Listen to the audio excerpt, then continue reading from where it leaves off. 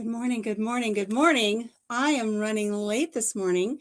Not that it looks like anybody's here anyways, but good morning to everybody out there in YouTube world.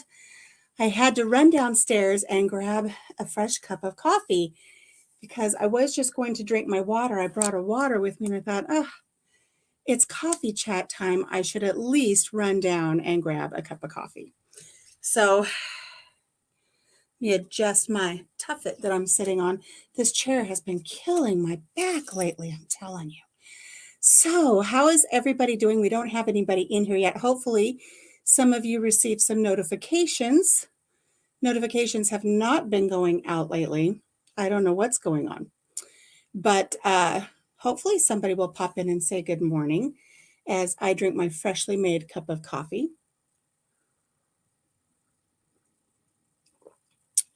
That's good. I got some sugar-free French vanilla syrup in there and some heavy whipping cream. So I'm not drinking the sugared creamers anymore. So that's been helping. So I'm just going to sit here and talk to myself until somebody comes on. It won't be any different than any other day. Yay. Good morning, Lisa. How are you this morning? Good morning, and cheers. Oh, I got 2 people in here now. It says, yay. Good morning, everybody. I was sharing that I was late. And for a good reason that I was late getting my ball rolling here this morning. Sometimes I show up to some of the things that I go live for a little early, and I'll go into the chat off backstage, and I'll have my hair in rollers, and I undo my rollers and do my hair while I'm speaking with co-hosts or something like for our podcast. And today I didn't even get that far. I literally had like 15 minutes to jump in the shower and run and grab a cup of coffee and then come on and say good morning to everybody and have coffee. But for very good reason, like I said, I was speaking with my very best friend down in Tennessee, and she had phoned me on Monday morning and we were talking, and I had gotten into the backstage for our podcast live stream. And I said, I gotta go online. We're going to have our podcast. And I cut her short, and I felt really, really bad that I had to cut her short. Let me turn the light on here. Ooh, that's scary, isn't it? So I was talking to her this morning, and this morning I didn't want to cut her short. Good morning, Chris. How are you doing, my friend? That's okay that you can't stay long. I've been thinking about you, kind of giving you guys a break over the holidays, but I'm going to write Sarah and check in with Sarah. Good morning, Denise. I hope you brought your coffee. So I was speaking with my friend, and I didn't get a chance. I was going to look up something because I told her, I asked her, I said, have you seen my New Year's Day live where Papa Jim and I talk about the piñata? And she's like, no, I haven't had the chance to do that yet. And I know she hasn't had the chance. Try not to give her too hard of a time. I know that people have their lives and they can't always chime in when I go live or even take the time to follow up because they're just busy. She's had a very, very busy 6 months. And then her mother-in-law was just with her for 2 weeks over the holidays, and she just hasn't had a chance to watch. So I said, well, that's okay that you haven't watched it, but just know that I will be speaking about you and talking about you in my live this morning when I get the chance to go live. So I'm wondering if she'll even chime in. Does she know I'm speaking about her? Are her ears ringing? I don't know. But the one thing I wanted to bring up, and I was going to see, good morning, LP. I was going to see, I don't even know if I can find it. Let me see if I can pull something up here real quick.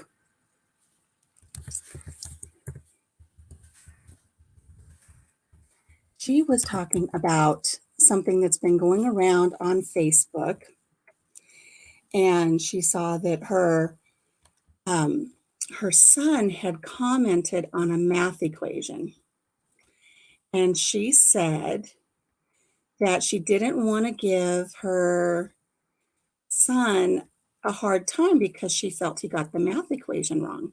And I remember seeing this math equation, and the answer that she said, she goes, that answer is wrong. And I thought, now, wait a minute. That was my answer. Now I'm going to give her full credit, and I can't find it right now. So I think we'll just talk about it and see what you guys get. Maybe I will put it, I'm going to put it in a banner. Can I create a banner real quick? Here we go. I'm going to create the banner, and this is the math equation. You guys see if you get it right, and then tell me if I have it wrong, because I don't think I do. I think she does, and I'm going to call her to the floor on this one. So the equation is, I'm going to type it out right here.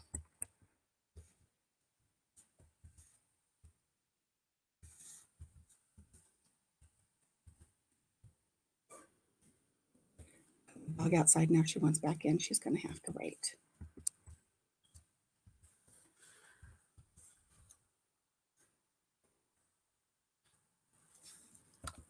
Okay, so I'm going to show this banner. There it is right there. So for those of you in the chat, I'm going to go back over to the chat now. Let's have a discussion. I know it's too early in the morning for math, but if you have your coffee with you, this could be fun. So you were able to watch that, Denise. Thank you. Good morning, Stewart's Prepping. Good morning. So what do you guys think the answer is to this? It's 50 plus 10 times 0 plus 2 plus 7.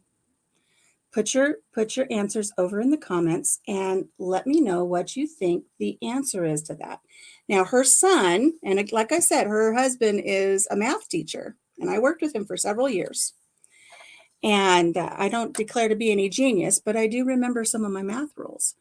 And she had said, well, her son had put the answer down, and she said he had commented, he doesn't understand why people don't understand their math rules. And she's like, but he got it wrong. And I was like, did he? Did he get it wrong? Now, see, I think Lisa over at Yogi Hollow is thinking, I think that's what my friend Debbie down in Tennessee, I think that's her answer. I don't know. Maybe I'm wrong. Because that's not my answer, Lisa. So maybe I'm wrong in my math. We'll see. Does anybody else have any answers for the equation up on the board? Who remembers? Please excuse my dear Aunt Sally. That is the rule when you're dealing with equations. So in everything we do, we read. Lisa remembers now the please excuse my dear Aunt Sally. I'm going to give her a second to see if she puts up what I think is the right answer. Because when she put her first answer, it had me thinking, maybe I am wrong in my thinking because I'm using please excuse my dear Aunt Sally.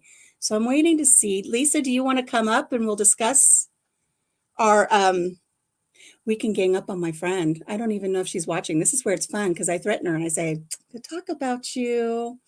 Going to talk about you. Don't look it up on Google either. You have to be able to get it for yourself. I'm trying to remember if we're supposed to do that multiplication first. Lisa says it's too early to come up. That's okay, Lisa. So please remember, or please excuse my dear Aunt Sally. Please excuse my dear Aunt Sally is first you do anything in parentheses. Well, we don't have anything here in parentheses. So we're going to go right past that one. The E for please excuse my dear Aunt Sally is for exponents. We don't have any exponents, and exponents are the little number up in the top corner. So for instance, if that 2 had a little 2 above it, we would times that. There's no exponents there. So we go to multiplication. Please excuse my dear Aunt Sally. Oh, so you don't remember, please excuse my dear Aunt Sally, Yogi. Lisa. Good morning, Gardner Josh. Look at, we're going to learn today. So please excuse my dear Aunt Sally. So we're going to go to M, which is multiply. The first thing we're going to do is multiply. So the first part of our equation is 10 times 0. We all know 10 times 0 is 0. Yes, order of operations is please excuse my dear Aunt Sally. See, LP, that's what I'm thinking too. So multiply first is the first thing we're going to do. So 10 times 0 is 0. So then D is division. We don't have any division in this equation. Good morning, Gwen. We're talking math over coffee because I'm trying to get my friend to see that I might be right about something. So we have division for the dear part. There's no division there. So please excuse my dear aunt is A, and that stands for addition. We've got lots of addition here. So we've already determined that 10 times 0 is 0. So we have 50 plus 0 plus 2 plus 7 is 59. So she had said that her son had gone on Facebook with this equation and said the answer was 59. She goes, I didn't want to embarrass him, but that's not the answer. And I said, I remember seeing that going through Facebook the last couple days, and 59 was my answer as well. I didn't tell her that. I just let her go on about how she didn't want to embarrass her son. And the reason I didn't say my answer was 59 as well is because I had to think about it. And I thought, well, maybe I'm messing something up. Maybe I don't have it right for our order of operations for please excuse my dear Aunt Sally. But I think I'm right. So how many of you, I'm hoping she tunes in. I hope she knows. It's a force of habit to work from left to right. It absolutely is. And this is one of the things that anytime you take a test, like to get a job, I had things like this on tests for my application to get jobs all the time. You had to go in and take like a competency test. They always hit you with these, right? And so it's that please excuse my dear Aunt Sally. So parentheses, exponents, multiplication, division, addition, subtraction. Since we had no subtraction here, we never even got to Sally. I always remembered that. And my friend's married to a math teacher, and I think I'm going to challenge her to explain to me why she thinks my answer of 59 is wrong. How many of you think 59 is the correct answer? I'd like to know. See, I'm talking math. I'm losing people right and left. My numbers are just going, they're dropping. Nobody's had enough coffee yet. I have, because I don't like thinking I'm wrong. If you type the problem into Google, it gives the answer. That's no fair. Okay, so Gwen, what does it say the answer is? I had 59 right away, but hesitated out of embarrassment. See, I did too when she was talking about it. My first thought being, you have to do that multiplication first. Now I feel crazy. I need to know the answer. And see, so our new land gets 59. So Gwen, if you typed it into Google, what answer did you get? Because me, without checking, I got 59. Stewart's prepping got 59 is what I got. It took me a minute to write it down. And Baroque Cowgirl, Gwen over there, Baroque Cowgirl says it's 59. I am waiting for my friend to chime in. Matter of fact, I'm going to pull up. Oh, okay. I got to do this, guys, because it's just too fun not to. I'm going to go onto Facebook real quick and go to Messenger. And I'm going to write to her in Messenger. And I'm going to tell her that we're talking about her right now, and she needs to chime in. But hey, talking about you. I could spell it right. She'll have a good sense of humor about this. I'm not shaming her, but I like to get my digs in. After being friends with her for 46 years now, I got to get my digs in when I can. We're talking math, I'm going to tell her. And I think you owe your son an apology. Come to my live. Let's see if she chimes in and see what we can get from her. Denise got 59. Nightbot doesn't have 59. He keeps popping in, but he is reminding you to hit the thumbs up. If you've joined me for coffee this morning, make sure you hit the thumbs up. I would appreciate that. So let's move on to something else where we're waiting to see if she gets embarrassed. I have to help my grandson with his math homework all the time. Google saves me so I can explain to him how to do it. I have slept. Oh, Lisa, I don't have my glasses. Lisa's always threatening to staple my glasses to the top of my head. Slept since I was in math class. Smashed it. Thank you, Stewarts. I got my coffee cup this morning. Nightbot's going to come up every once in a while and let you know where my little shop is. But there's me. Look. And look, don't I look adorable with my cows and my chickens? And on the other side, it says, a wise girl once said, let that go. And she lived happily ever after. Good morning. Good morning, Scott with Rambling with the Brooms. You're lurking. I see your eyeballs. I see your eyeballs. Oh, that coffee is so good. I needed a second cup. So one thing that I was sharing with my friend that I was kind of giving her a little grief about is she hasn't watched my New Year's Eve thing with Papa Jim or my New Year's Day. And we were discussing what we were going to do with the piñata. And one thing I mentioned in that deal about the piñata, and you guys are getting a scoop here because nobody else is going to get this but you guys. I was discussing about how we were doing this piñata plan, what we're going to do with the piñata. And if you want to know what we're going to do with the piñata, check in every week. Papa Jim and I, we're going to do either a live or, oh, at Country Mama, you want that mug? There's going to be a Nightbot's going to come up and show you the link where to go get the mug. I think, and there's one too. Oh, look, here's my other mug. It's up here from last week. I haven't even taken it downstairs. See, that's got, it's my mug on a mug with a little baby chick. See that? Country Mama Musings. And this one says, wrap your mitts around 2 hot chicks. Not that I'm hot, but the mug is hot. So wrap your mitts around 2 hot chicks. That one I had tea in. I got to take that back downstairs. Anyways, in the New Year's Day thing, I was saying that Papa Jim and I were also going to be doing something. You have to go see what the piñata is about. And then every week, Papa Jim and I are going to chime in, show you what happens with that piñata. It will be a 26-week process. And over those 26 weeks. She says, what? I love you. I'm here. Debbie Parker's here. Everybody say good morning to Debbie Parker. Debbie, my dear friend, I want you to look at the equation that's up on the board. Does that look familiar? Does it?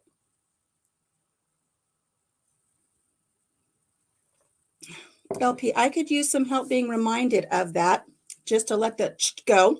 And I also wanted some of your hats for Christmas, but I don't know where to find them. LP, in my About page, I have an email. Email me. I'll send you some pictures of the hats I have available, and we'll do it that way. Or maybe later today, I'll see if I can get some pictures uploaded to my Etsy shop, and then that way they'll be available for you to see. But if I put them on Etsy, somebody might get them to you or get them before you. So email me. Let's talk back and forth in an email chat, and I will send you the pictures of what hats I have available at the moment. I'm not trying to publicly humiliate you. I told you I was going to talk about you, and this is the way to get you in here. Everybody's saying good morning, Debbie. So, Debbie, you said that Josh posted the answer of 59. And I remember seeing this on Facebook, and I didn't tell you in our conversation because I wanted to double check myself. But the answer is 59. The answer is 59. Thank you, Scott, for dropping that for me. I appreciate that.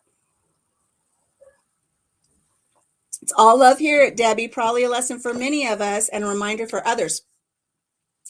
You know what, Debbie? We were talking about this morning, and everybody here kind of remembers order of operations, but they didn't hear about please excuse my dear Aunt Sally. So I've done my job this morning. At least somebody says, "Oh, I've never heard of please excuse my dear Aunt Sally." So Debbie, the answer is 59. Bring this to Mike's attention. Let me know if I'm wrong. Hello, Seed Faith Homestead. Welcome, welcome. So getting back to my New Year's piñata video that Debbie hasn't watched yet either. I told her I was going to talk all about her because I love her. That's your job. I appreciate it. And you can sit back and relax, but I do appreciate when you pop in and do things like that.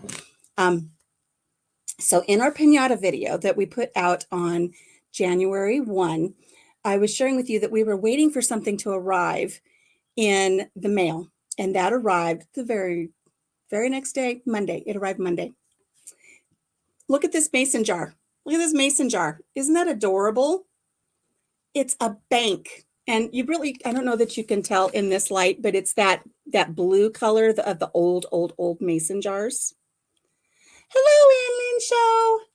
Look at, I'm getting ready for your show. I'll be doing something here a little bit. I'm going on the Ann Lynn Show later today. It's their 3-year anniversary, and they invited me to join them. So I'm excited about that. So what I've got here is, this is all part of our piñata thing. And this is a bank, and it has a little section on the top here, and it adds the money up as you put the money in. So throughout the next 26 weeks, when Papa Jim and I do our piñata updates, which you've got to watch, it's going to be fun. Any spare change we find laying around the house, or if we're walking in the parking lot and we see a nickel on the ground, if I do the laundry and I find a quarter, like as I dig down into my pants pocket right now, I found a quarter where Papa Jim puts his uniforms. So a quarter fell out of his pocket. We're going to put it in this old mason jar that counts the money for us. So at the end of 26 weeks,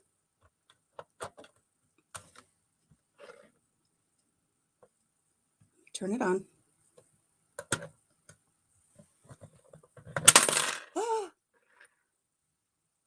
It's going to add up the money, right?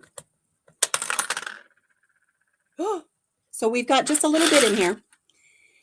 Over 26 weeks, we're going to add this up, and then we have to decide what to do with regards to this. And I've decided I'm going to make it a challenge.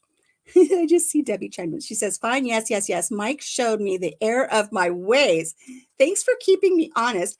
I didn't say anything to Josh, fortunately, because I would have been wrong. You are a brat. I had to get you up here somehow, Debbie. Oh, aren't you glad, though, you didn't say anything to poor little Josh, though? But I felt bad because I thought you were telling me I was wrong. And I said, I can't have that. There are many things that will get to me, but I'll never admit to pushing you down a hill because I didn't do it. But I will admit to getting that answer right. Hello, Grace and Fire. Good morning. So I've got this little bank. And what we're going to do is we're going to have a contest over those 26 weeks. Every week when we show up to show you what we're going to do with the piñata, we're going to have our little piggy bank with us too. And we're going to take that money that we find throughout the week. I found quite a bit of change around the house in the last few days. We're going to add it. And I'm not going to tell you how much I'm adding. I mean, I'll kind of show you as we go, as it fills up. I might even just hold up and say, ooh, a quarter's going in. But that will come later. I need to know from you guys, what do you think the prize should be for when we get to the end of this little contest that we're going to have with this piggy bank? What do you think the prize should be? I've got a couple of ideas. And this is how it's going to work. At the end of the 26 weeks, another quarter. Oh, thank you, Scott, for doing that. He dropped the link to the piñata video. At the end of the 26 weeks, I'm going to have a contest to see who can guess how much I've got in the piggy bank, in my mason jar piggy bank, and it counts it for me as it puts it in, so I can't cheat. And whoever comes closest without going over will win something from me. And I have to decide what that's going to be. So here are my thoughts. Ann Lynn says it should be a mug. We can do a giveaway for a mug.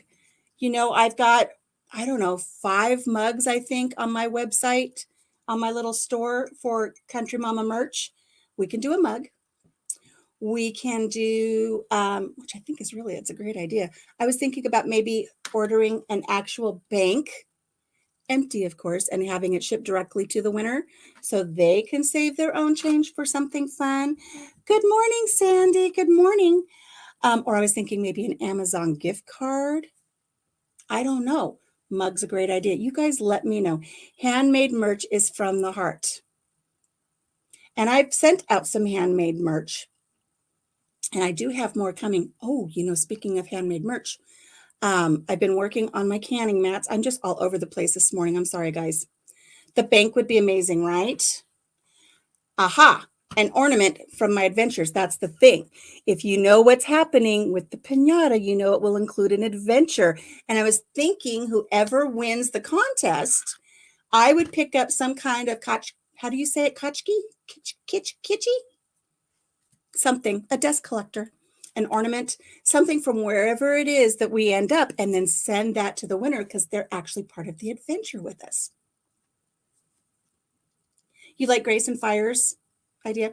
Oh, Grace and Fire, I'm so glad you're liking those canning mats. For those of you who, and I took all my canning mats downstairs because I'm getting them ready to photograph them. I've made more. Grace and Fire have 2 of my canning mats. They got them for the holidays. And knick-knack. It's a knick-knack, Patty Black. Give the frog a loan. I saw the canning mats that DeGurley got from you. They're beautiful. Thank you, Ann Lynn. Let's keep this brainstorming. Whoever guesses the most or the closest without going over at the end of the 26 weeks will get a prize. And so I like the idea is either a mug or some kind of sweet little knick-knack from wherever my adventures take me, or maybe a bank so you can save your own. So here's where you guys who are attending my live this morning are going to get a heads up on everybody else, because nobody else is going to know what we're starting with. So, I mean, when this came in the mail, hubby says, oh, I thought it was going to be like big. He thought it was going to be a big, big deal. And so, now I'm seeing more about merchandise. Maybe I'll make it their preference, whoever wins. Maybe they can choose a coffee mug or something from where I end up, or a bank. Maybe we'll make it a multiple choice. But as we add our coins that we find throughout the week, we'll tell you a quarter's going in, a dime's going in, a nickel's going in, and then whoever comes closest without going over will win. But I'm telling you guys right now, and I'll show you. And it doesn't look like there's much in there, right? There's very little in there. We are starting with $2.85. So remember that. We're starting with $2.85. Papa Jim and I, we are going to add to this and spin our little spinny wheel of doom for the piñata on Saturday. So make sure you tune in for that, and then you'll kind of keep an eye on what's going on, and we will have a winner for that. Yes, thank you. Thank you, Sandy, for telling everybody, give me a thumbs up. I appreciate that. So we've got our piñata adventure, and that's starting. I'm so excited about that. You guys go back and see how much we already, or what we already, see, I almost gave it away, what we've done with our piñata. And now we've got this little bank thing going. And all of this is because I was inspired by Snow Gardener 307. So if you have not had the opportunity to go to her page, go check out Snow Gardener 307. She has 2 pages, one on YouTube, 2 channels. One's about budgeting and one is everything but the budgets. And she inspired me to kind of come up with this thing. And I kind of put my old spin on it. Alicia, look what else Sandy offered. I missed something. I would send you a fused glass necklace to add to your giveaway. Oh, Sandy. That would be lovely. Thank you. We will talk, because that is wonderful. Now, Sandy over at Suburban Homestead, I'm going to talk about her for a second.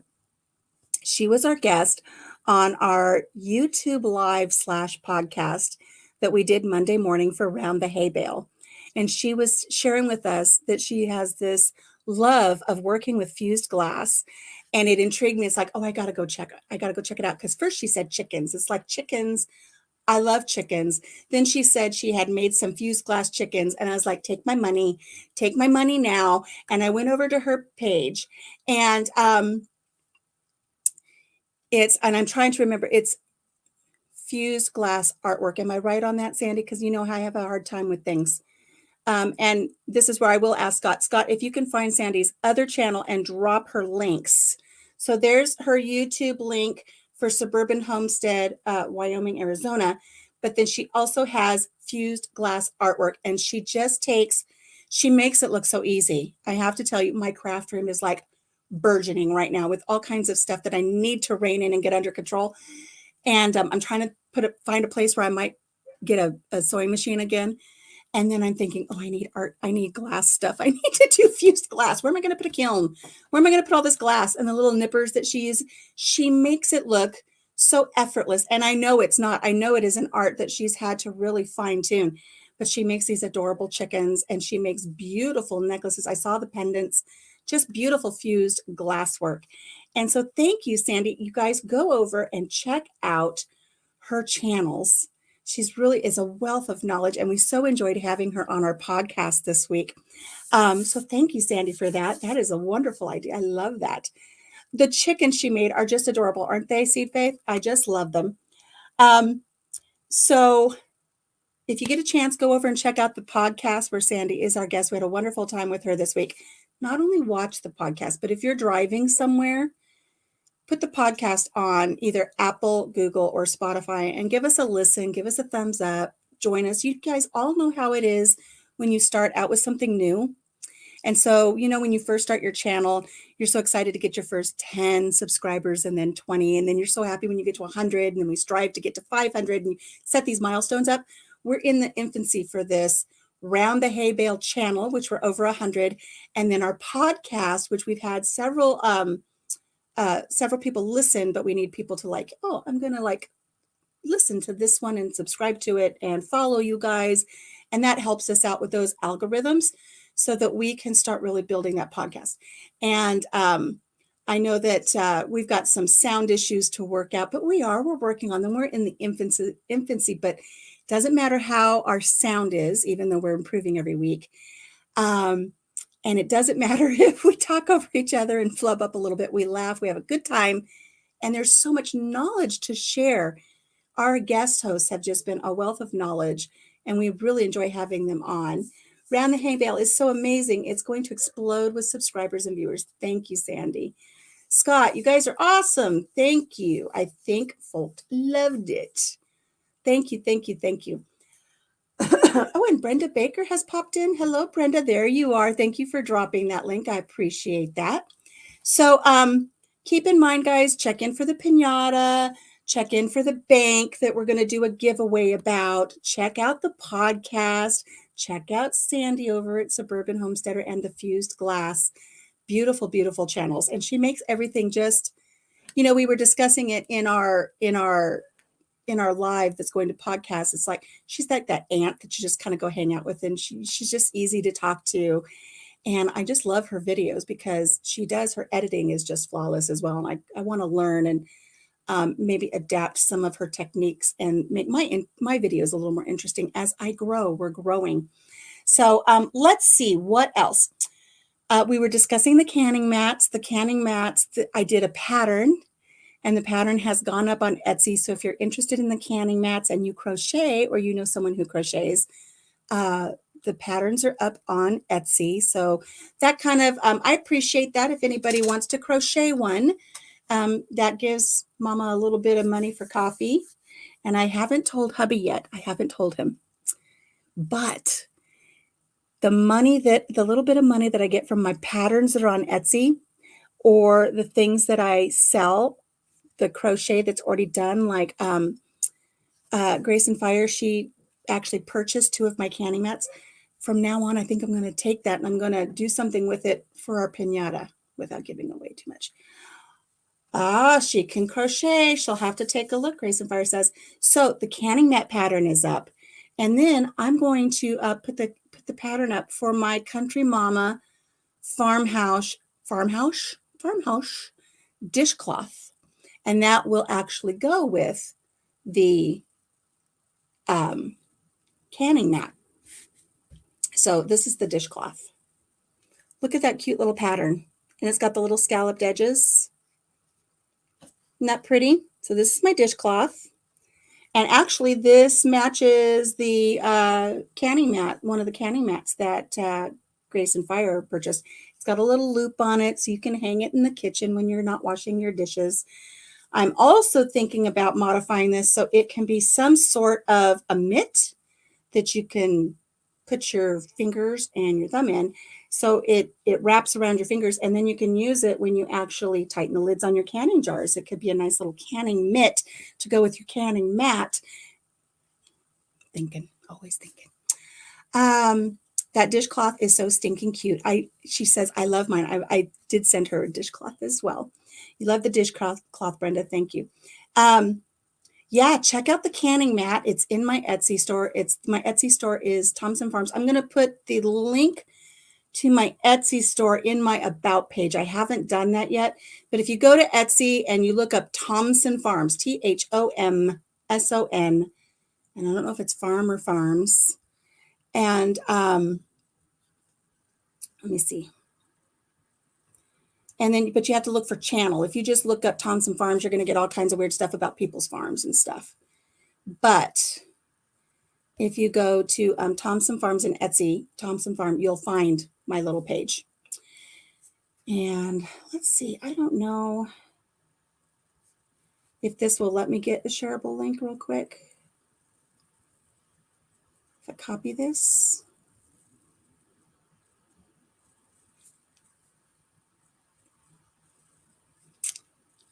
I copied this, but I don't know if this gives you the link to my back part where everybody can just go in and edit it. So I'm not going to put that up yet. But yeah, Thompson Farm. Check out my canning mat. It's adorable. I love it. Thank you, Fine Dining, for saying it's adorable. I love that little canning mat. And I had seen on a channel several months ago, because I know I've been speaking about this with Yogi over at Yogi Hollow Farm for a while. Let me take this math equation down before my friend gets a complex. Let me put another one up.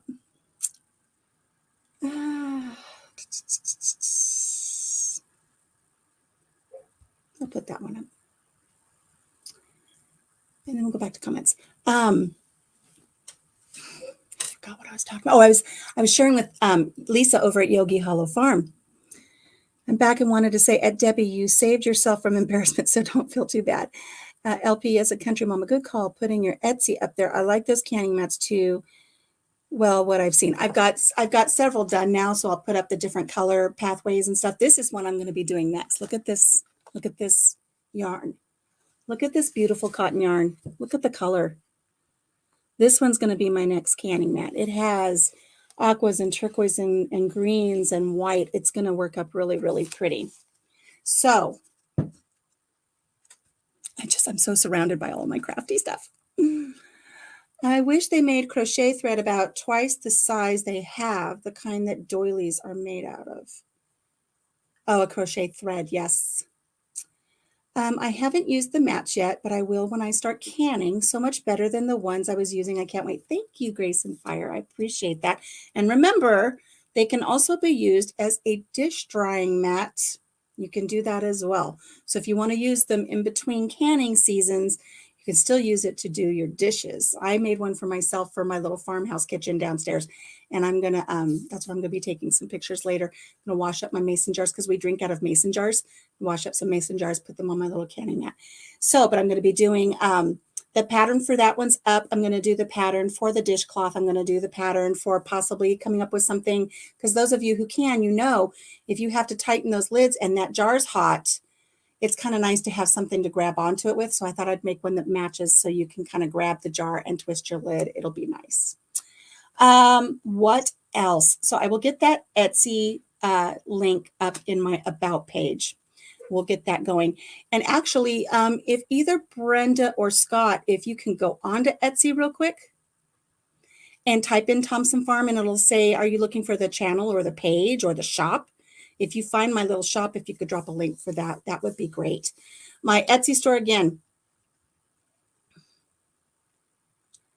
Do you have a gift, my friend? I do have a gift. I have a gift of friendship with my very best friend of 45 years. Is that what you're saying? Thompson Farm, THOMSON. So my name, my last name is Thompson, but it's the dry spelling, friends, because there's no P in it.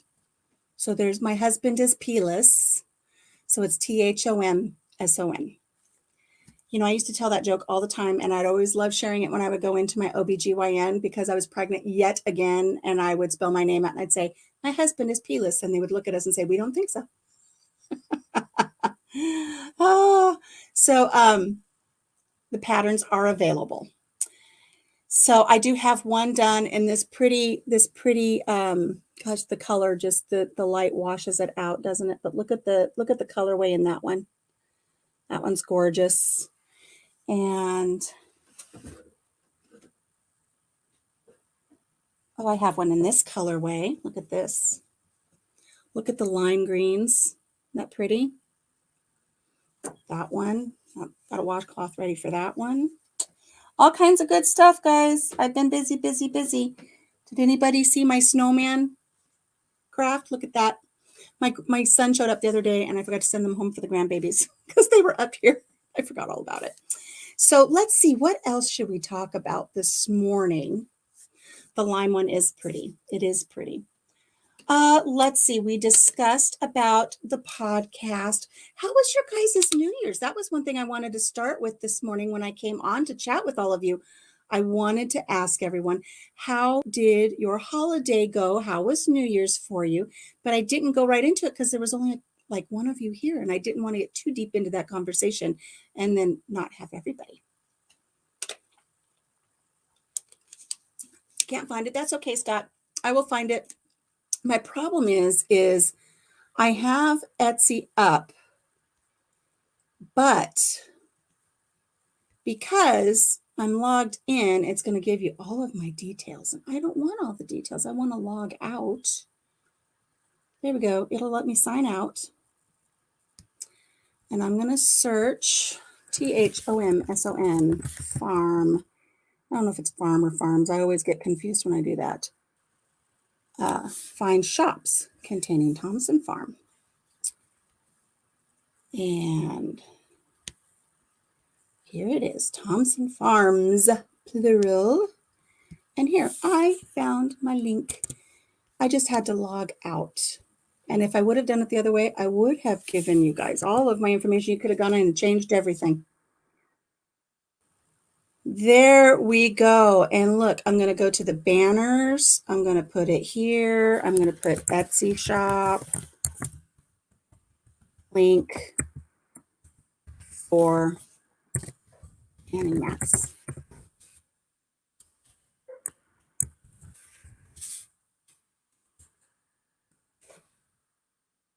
Add that banner. I'll put it there. There we go. I don't have the ones up yet that are available for sale. I'll be adding those once I get the pictures taken, but I do have some completed that can be shipped. And I'm glad to hear that Grace and Fire hers arrived safely. And then I'll have the pattern if someone wants to make them their own. So Gwen over at Baroque Cowgirl says, New Year's, I was home alone, painted in my kitchen, cleaned like a mad woman, and threw away stuff without hubby here asking me why, what, etc. Got my new dehydrator set up and done. Bell peppers. Wonderful. Wonderful. What else did you guys do?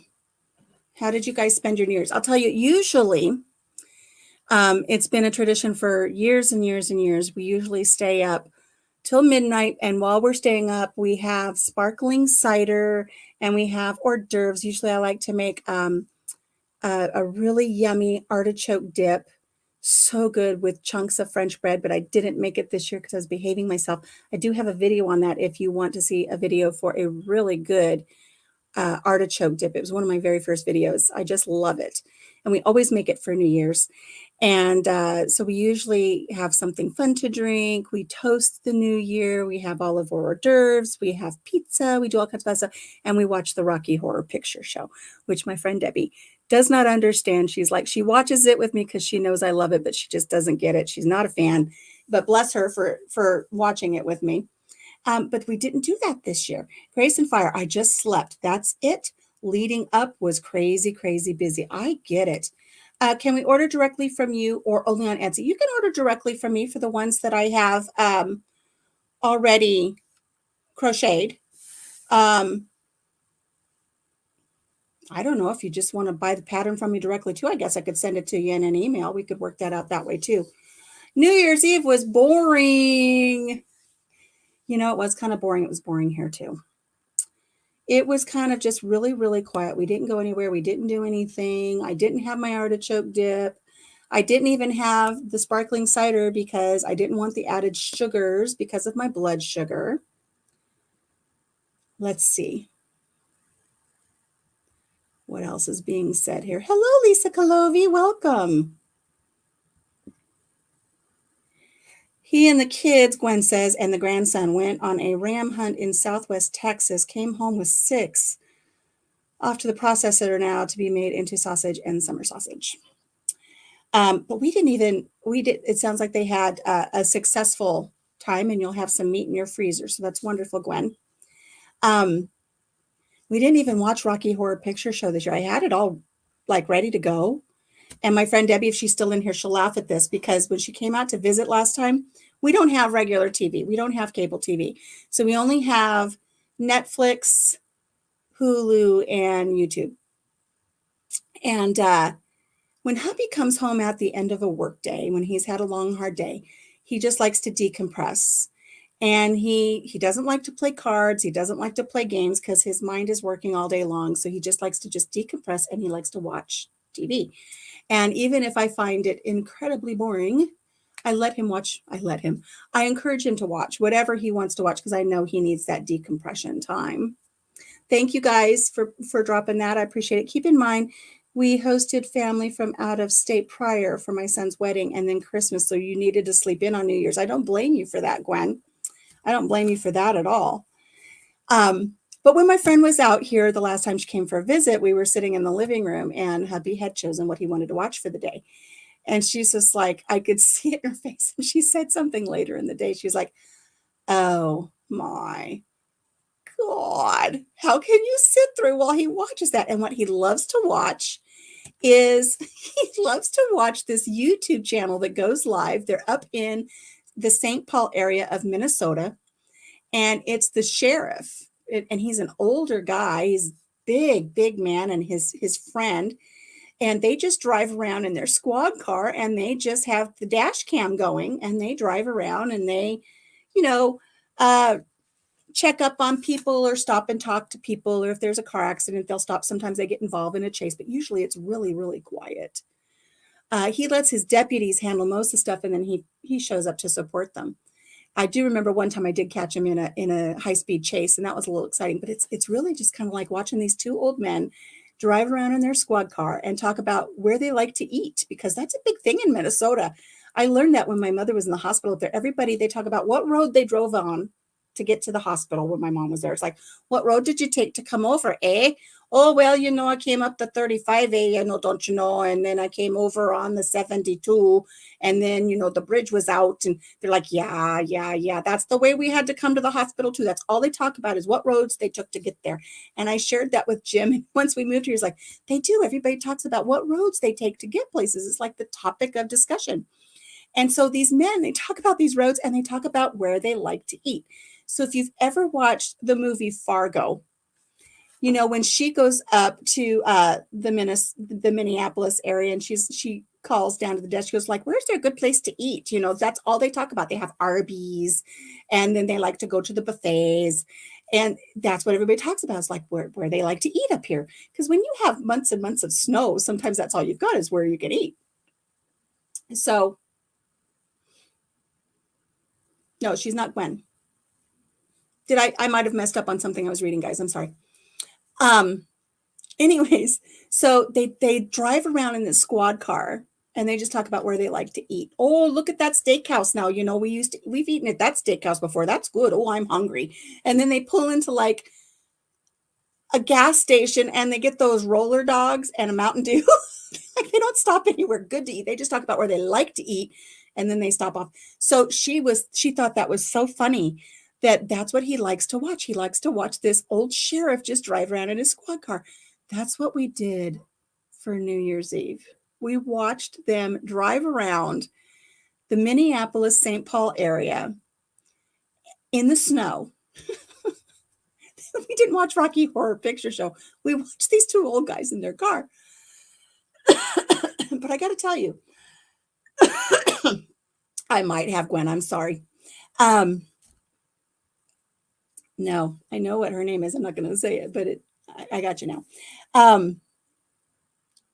We're watching these guys drive around and we didn't even put Rocky Horror Show, but they have great intuition. These two old guys, the sheriff and his friend, it amazed me because they would be driving along and there'd be like a stranded motorist and they would pull over and they'd say, are you guys okay? And they're like, oh yeah, we're good.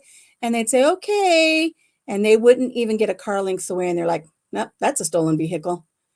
And I'm like, how do they know it's a stolen vehicle? And sure enough, they go down the block and they turn back around. And those people are like, oh, we got it. Thanks. We're good. And they start driving off. And they're like, yeah, that's a stolen vehicle. And then they start calling their people in and they cordon off an area. And sure enough, it's a stolen vehicle. They got like 3 or 4 of them while they were out on patrol. And I thought, how did they know it's a stolen vehicle? They're so good. And they're just these two old guys. That's what we did. We sat around and drank sugar-free soda and some water and had our little pizza bites that I made low carb. And we watched two old men drive around and get car thieves on New Year's Eve. That's what we did. Oh my goodness. Now I need to watch Rocky Horror just to make up for it. Great seeing you this morning, says Sandy. I will let the run time for you. I have to go do videos. I'd like to buy 3 canning mats. Just let me know the cost with shipping. Okay, I've got some ready for you, Sandy. We will talk. I won't even put them up on Etsy. We'll get them going for you. So, like I said earlier, I am going to be going on the Ann Lynn show later today. And does anybody want to come up and chit chat with me? Let me drop the link. I haven't dropped the link. Let's invite, see if anybody wants to come up. Tell me what you did for New Year's. If you have anything interesting to say, if you have anything, why isn't anything working? Here we go. You want to talk about my piñata plans. If you want to tell me just how awful I look without the makeup, and my hair all wet. You know what? This is it. This is real. I'll see you over there. I'm waiting to see the doctor. Okay, I'll see you over at the Ann Lynn show. I think maybe the mailman's here. Everybody is barking.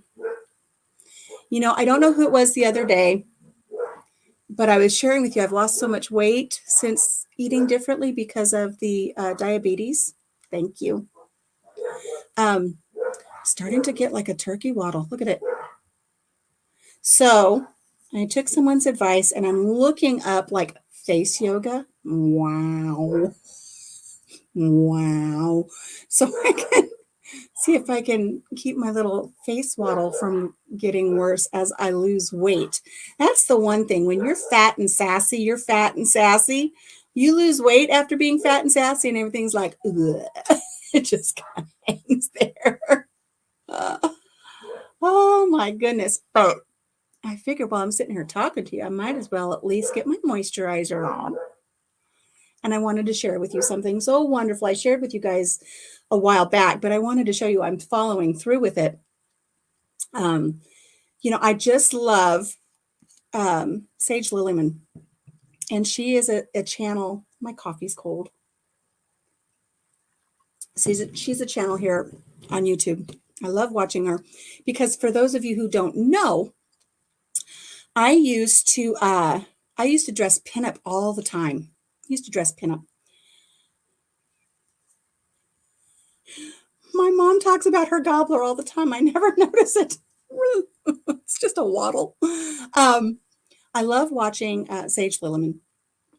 She dresses 40s and 50s, and I used to dress 40s and 50s every day for a couple of years before we moved to Iowa. When I was out in California, I used to dress pinup all the time. I loved it because I remember, I'll tell you a little backstory on it because, you know, I love to talk. I remember watching, and you may have heard this already, I remember watching The Voice. And they had this girl come on The Voice, and she was a plus size girl. And in her bio, she had said that people didn't take her serious as a singer because of her size. They see her size and they instantly judge her, and nobody gives her a chance to do anything because she's plus size. Hello, Nisi. Ask her to tell you what her mother's advice was. I will ask that during the show today. I'll ask about waddle advice for my gobbler. You know what's funny is I usually do my makeup in front of a mirror. I'm going to try doing it here today, but it's backwards. So it's like, did I get my right side already? Did I get my left side? And see, that was my left and this was my right, and I got that all backwards. Anyways, oh my God, what was I talking about? Oh, this girl. And so she went on The Voice and she had this beautiful voice, and they, you know, that's what The Voice is. They listen to your voice. They don't judge you on what you look like or whether you fit this certain profile of what they think a singer and a star should look like.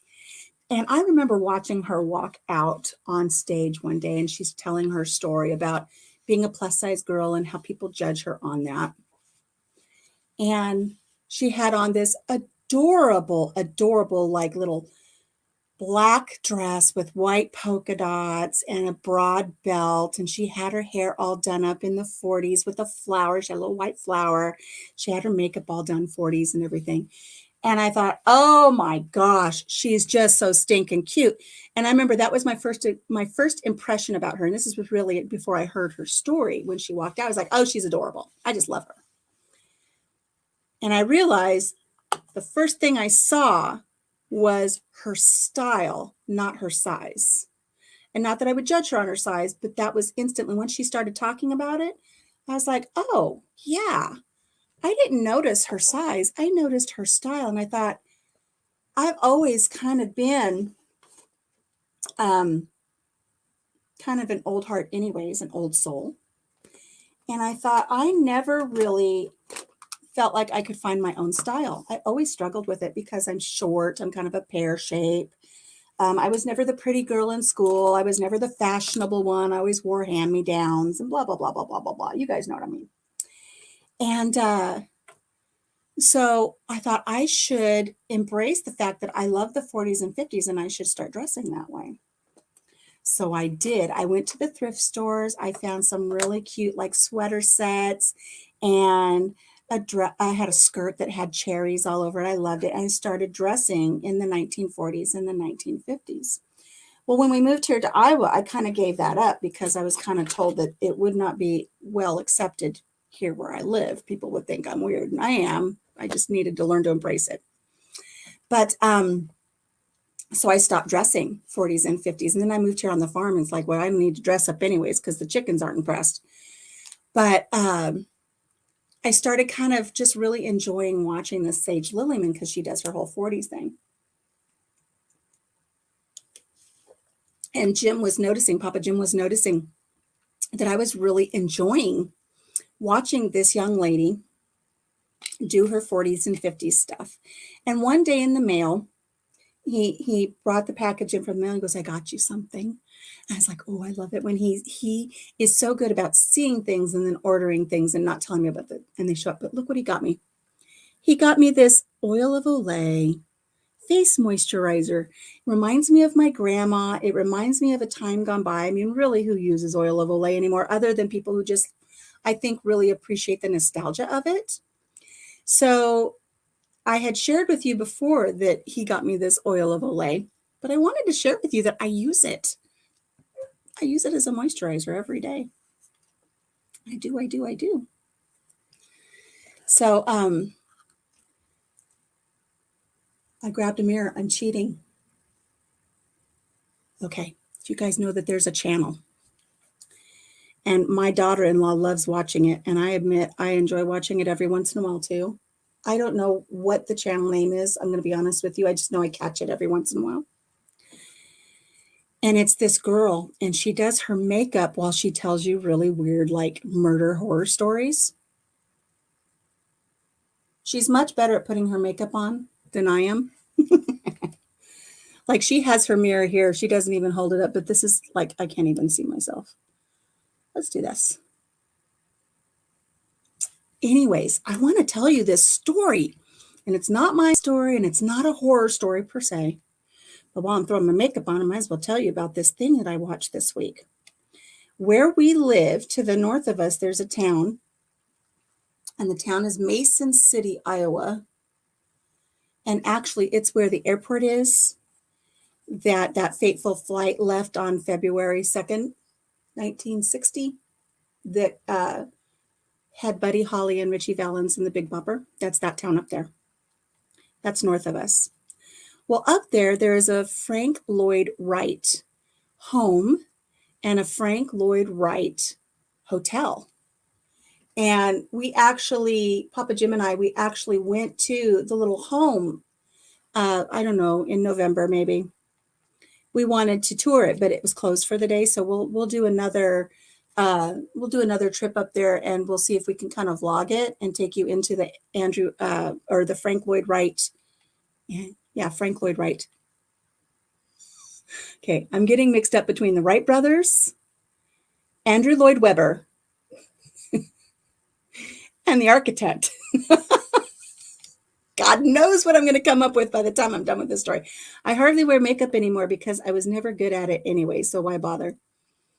You know, I go through my times, Brenda, and I'm not that good at it either, but I do like to sometimes make an effort. The only reason I'm making an effort is because I am going to be on the Ann Lynn show later today, and I don't want to scare the people away.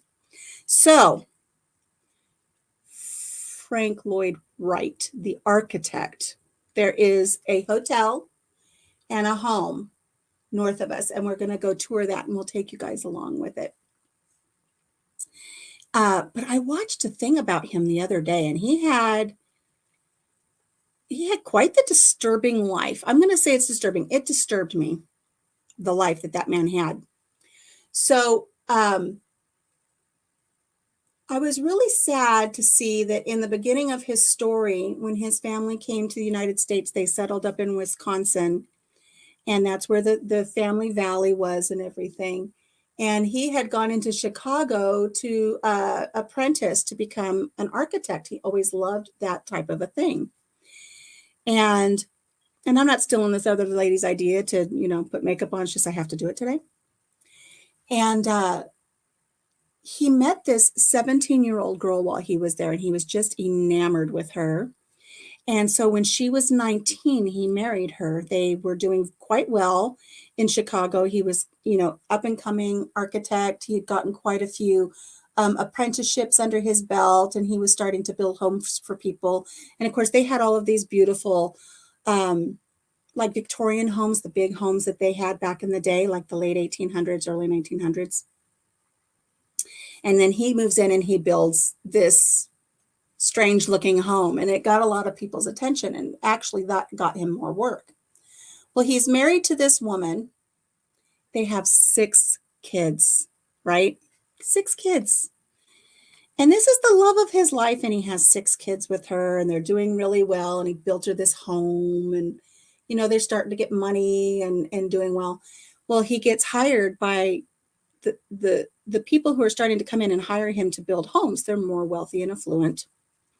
And he takes on a job to build a home for somebody who is affluent in the Chicago area there. And he starts having an affair with the man's wife.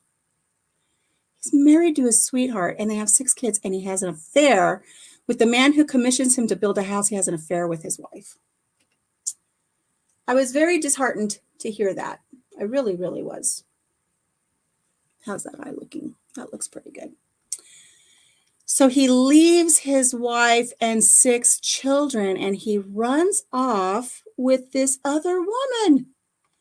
And they go back to Wisconsin, where his family, his familial valley is, and he builds this beautiful home. Big, big, beautiful home. He builds it, and they live there, and they have quite a happy life there. And I think they had 2 daughters. So the man's very prolific. He puts kids out all over the place. Okay, Brenda, thank you. Good morning, Rochelle. So this home that he builds, in Chicago where they lived, and it was during the time where you had big homes that you had your servants' quarters. The servants would live upstairs, and the family, kind of like if you've watched Downton Abbey, you've got this big home and your servants all live upstairs, and you're waited on hand and foot and blah, blah, blah, blah, blah. Well, he built this new home, but he didn't build it with an upstairs or a downstairs. He didn't build it with separate servants' quarters. So it was kind of like the first of the kind where everybody just kind of cohabitated on the same floor. And Frank had gone into, I think, Chicago to do something for whatever. He had a commission to do. And he'd left. And they had several servants that worked there. They had, their groundskeepers and the ladies that worked in the kitchen and the maids to clean the house and blah, blah, blah, blah, blah, blah. And there was a man that was working for them. And forgive me, I don't remember his name. But I don't know what happened. But while Frank was gone, his landscaper went on some kind of a tirade and chased after everybody with a machete. a machete. He slaughtered everybody with a machete.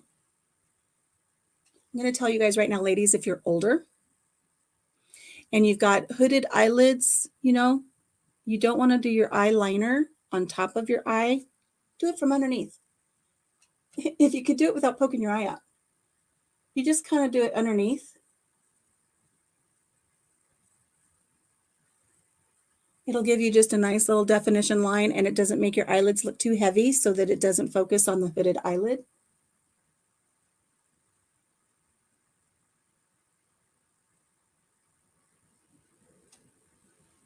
You see the difference?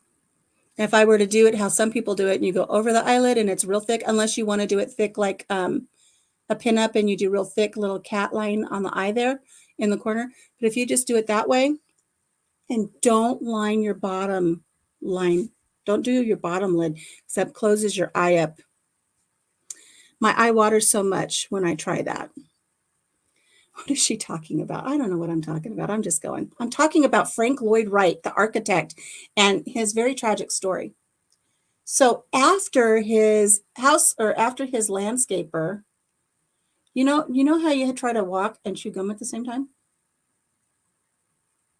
I'm having a lot of trouble putting my eyeliner on and talk to you. It's difficult.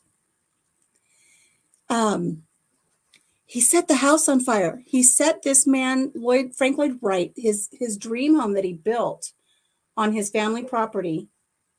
He set it on fire. And, Frank Lloyd Wright came home to this disaster. He buried his wife and buried his 2 daughters on the property. And I don't recall what he did, but for a while he just kind of like did his own thing and didn't rebuild it. But after a while he rebuilt it. He rebuilt that home. But they never did talk about his first wife again or his 6 children that had left behind. But he talked about this woman that he had an affair with and later married and had these 2 kids, and they were slaughtered. I can't imagine having a tragedy like that happen in your home and then rebuild it and live there again. But he did. He rebuilt it. And I was really sad that this documentary that we watched, can you hear what I say when I talk with pursed lips? Speaking of making weird faces, I got it on my teeth.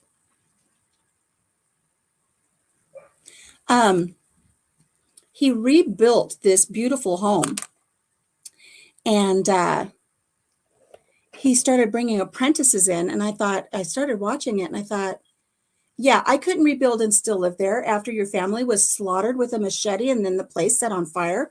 I couldn't live there again, but he did. And I thought, man, this man was smart. I mean, he did some things that are questionable with his family and stuff, like leaving his wife and his kids, but he rebuilt it.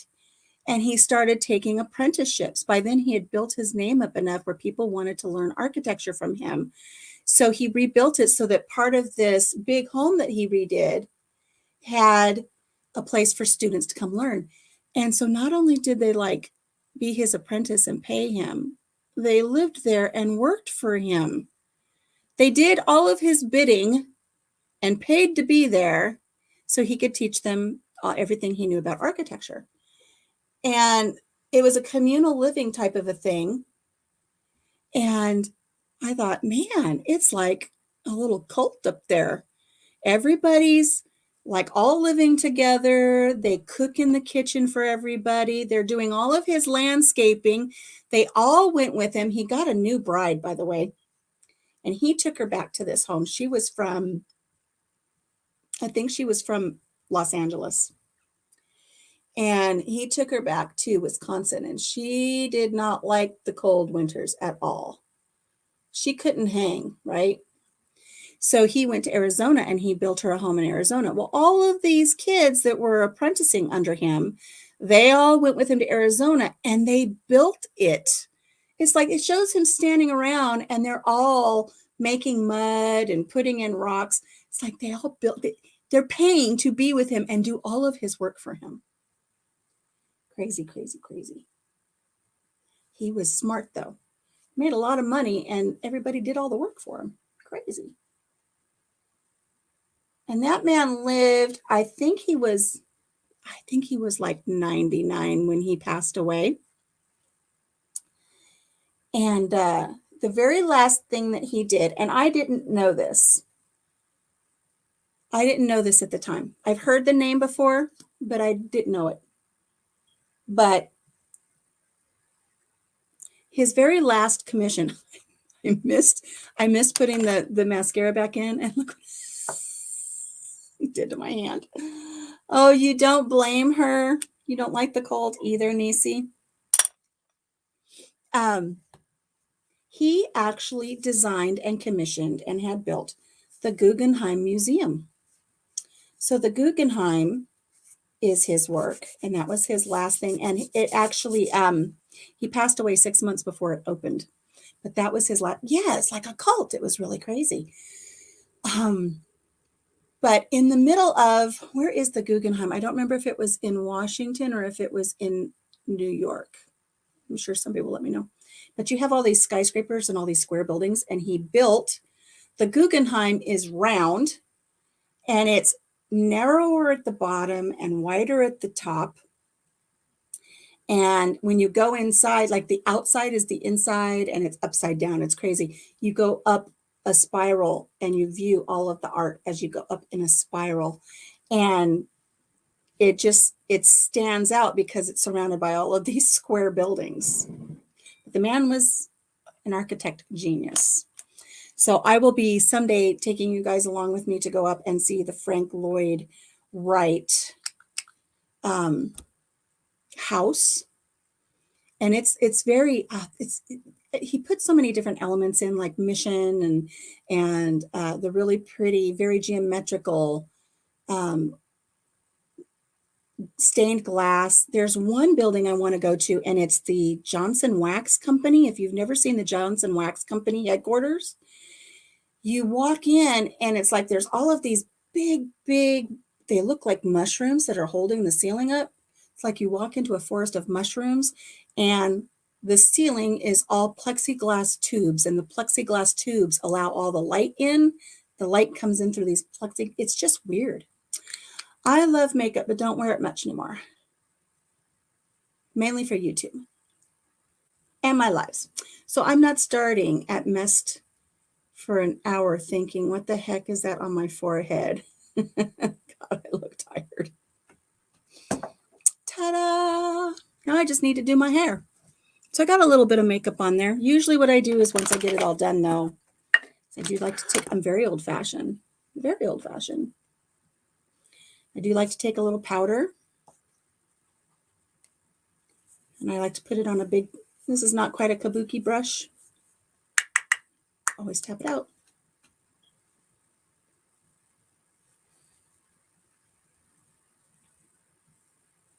Set with a little powder, and then I'll go back and I'll do a second thing of mascara. Ta-da, done. Oh, guys. I'll drop the link again. Does anybody want to come up and tell me how awful my makeup looks? You want to tell me what you think of Frank Lloyd Wright?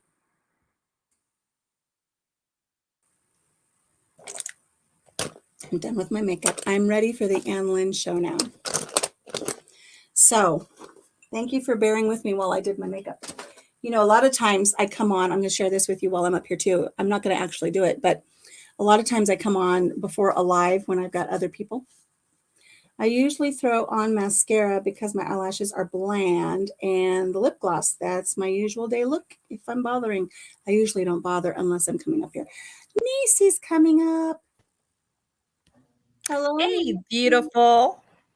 Thank you. How are you, beautiful? I'm better now that I'm more nice and warmed up and thawed out. Were you chilled? Yeah, I posted a video of my my morning. It was quite eventful. It included a shovel. It included a shovel. Yes. Did I you had guys to dig get us some out snow? this morning. Yeah, I had to dig us out this morning, and it's still snowing. Like literally, it's snowing on top of my hard work that I did this morning. Oh, you're sending it my way. Thank you. I'm sorry. It's okay. We've had, we've had snow. We've had a couple snow falls already, but we haven't had a nice heavy snowfall yet to where I can say, look how beautiful my farm is. Now it's just kind of like, ugh. Yeah. Still looks ugly. I've had people say, will you please post pictures of snow? It's like, you don't want to see this snow. It's not that pretty. When I get pretty snow, I'll show you pretty snow, but not Yeah. yet. But you got pretty snow. Yeah, I'm pretty sure by the time this storm passes through, we'll definitely have a good 2 feet of snow. We already Oh, had a foot, and now we're getting another foot of snow. So, all right. yeah. But, I'm up in the mountains, so, like, down where little man's school is, they don't have near the snow that we have because I mean, and it's so funny because it's really not that far from the school. Like, it's about well, during the winter time, it's about a 25, 30-minute drive because I'm driving in second gear the whole way, but I mean, as far as miles, it's really not that far, but it's, going up. So, like, we're just above 4,000 feet above sea level, and so we get Mhm. more snow than they do in town. Sure. I grew up that way. I grew up where we would have snow and we would go get on the bus to go to school, and it was a 50-mile trip down a hill, down the mountain to the valley. Mm. And so we're talking, if you think of where Palm Springs is, and when you see the mountains behind Palm Springs, when you see their golf courses and stuff, and anything in the Mhm. movies for Palm Springs, there's those mountains. Well, I grew up in those mountains, and on the other side of the mountains is where I went to school. So we would wake up to 2 feet of snow and we would dress all warm and go to the bus and freeze on the bus all the way down the hill. And we get to the hill and it's sunshiny and it's 80 degrees. And then you're sweating profusely all day at school. And then if you're too Yeah. hot, then you have to change out into your PE uniform and wear your PE uniform all day because you're just sweltering. You're like a sweating pig all day if you don't do that. But we had that. And what's funny is my son, daughter-in-law, and grandson now live up on that hill. And I was speaking to my grandson in September and I said, oh, it's so exciting. You're going to have snow because he's never grown up in snow. He says, no, I don't think so. And I said, I think you will. He says, no, I don't think we get snow here. Okay. Why do you think that? He says, I just don't think we get snow here. He goes, we might get like a dusting of snow and then it'll melt. He says, I don't think we get snow. Okay. Um, I said, well, it snowed when I grew up there. And he goes, yeah, but grandma, there's climate change. It's not going to snow. Yeah, they got snow. All right, my neighbor's here plowing. Yay! Oh, good. Good. Just making sure my dogs weren't going to bark. No, it's okay, Briley. It's just the plow. I When my gave him sister, I go gave ahead. him some I call it puppy pot. But We have puppy it's crack puppy here. it's puppy hemp, and it works Nice. because right now, normally they would be off the chain barking like crazy, and they're chill, so it's working. I I have, usually I just give have, them during the winter time because, you know, our neighbors come with the I plow have and it's some loud. CBD oil that I give to my dog when she's hurting, so that That's helps what it her. is. It's CBD oil little chewables is what I give them, and they're nice and chill right Wow. now, so it's working. Yeah, I only give it to them during the winter time because that's when they're the most nervous and the most skittish. And then I had to I had to make a little potty trail for the dogs Yes. because Paisley, she's like she doesn't realize there's a difference in depth, right? So, and they're Chiweenies, so they're not very big. Mhm. And so she to go in her spot where she normally goes, and all of a sudden he goes, and all you see is just her head, and she's like dog paddling this morning trying to get out, and I'm like laughing at my poor. Nisi, Nisi, are you a mod for me? I don't think so. Let me double check though. I don't know if I know Brenda had to leave, Oh yeah, you've got and a bot in here. No, I am not. I'm not a mod. let me see if I But can if you get, mod me, I can get rid of that. let me see if I can get over there. Nobody click on it, just so y'all Yeah, know. nobody click on that. Lucky. Man, Get those rid of have been awful the last several weeks. I'm going to get rid of it first. But yeah, I have to remember that one night when you went live because you were, I don't know if you were bored or what, but it was really late at night and you were doing your pretty nails. Uh-huh. I need to rewatch that because I got something in the mail. You did. I did from Monica. Oh, Look what she sent isn't she me. sweet? Look. I'm still trying to find you so I can make you a mod real quick.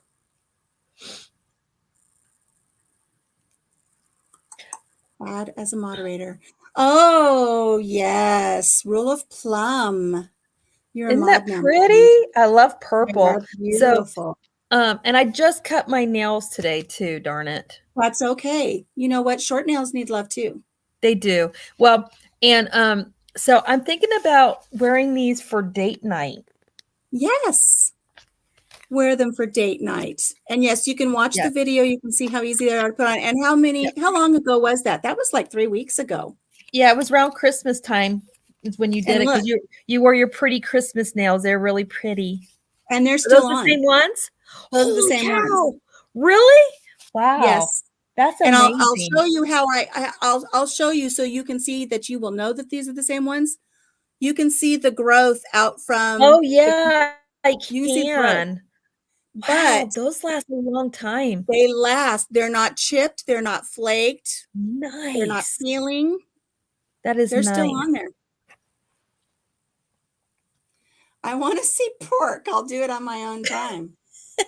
Rochelle. And then she says, not pork.